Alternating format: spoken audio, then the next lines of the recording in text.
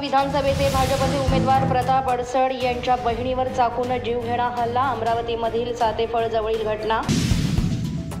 भाजप नेत्या चित्रा वाघ घेणार अडसड कुटुंबियांची भेट. अडसड यांच्या बहिणीवरील हल्ल्याचा केला निषेध.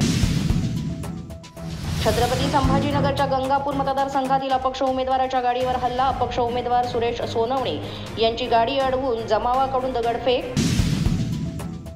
हिंगोलीच्या कळमनुरीमधील वंचितचा उमेदवार डॉक्टर दिलीप म्हस्के यांच्यावर प्राणघातक हल्ला. 4 चाकी वाहनांच्या काचा फोडून हल्ला केल्यामुळे म्हस्के यांना गंभीर दुखापत. नांदेडच्या रुग्णालयात उपचार सुरू. माजी गृहमंत्री अनिल देशमुख यांच्या गाडीवर दगडफेक झाल्याचा दावा. अनिल देशमुख जखमी. गंगाखेड येथील सांगता सभा आटपून येत असताना घडली घटना. अनिल देशमुख प्रकरणी 4 अज्ञातांविरोधात गुन्हा दाखल. नागपूर ग्रामीण पोलीस अधीक्षक हरीश पोद्दार यांची माहिती. अनिल देशमुख यांच्यावर नागपूरमधील मॅक्स रुग्णालयात उपचार. रुग्णालयाबाहेर कार्यकर्ते आक्रमक घोषणाबाजी करत केला झालेल्या हल्ल्याचा निषेध. अनिल देशमुख यांच्या हल्ल्यानंतर शरद पवार पक्षाच्या कार्यकर्त्यांनी आरोपींवर केली कारवाईची मागणी. दगडफेक करणाऱ्यांवर कारवाई झालीच पाहिजे.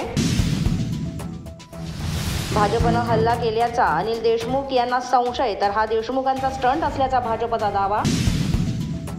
अनिल देशमुख यांच्यावरील हल्ला फडणवीस यांनी केला. देशमुखांचा मुलगा सलील देशमुख याचा आरोप. फडणवीस यांच्याच जिल्ह्यात असे हल्ले का होत आहेत? फडणवीस यांनाच विचारा. देशमुख यांची प्रतिक्रिया. अशाच नवनवीन अपडेट्ससाठी आणि ताज्या बातम्यांसाठी पोलीस माझा न्यूज YouTube चॅनल सबस्क्राईब करा. तसंच आमचं फेसबुक, इंस्टाग्राम आणि ट्विटर अकाउंट फॉलो करा. अधिक माहितीसाठी आमच्या www.polismazanews.com या वेबसाईटला भेट द्या.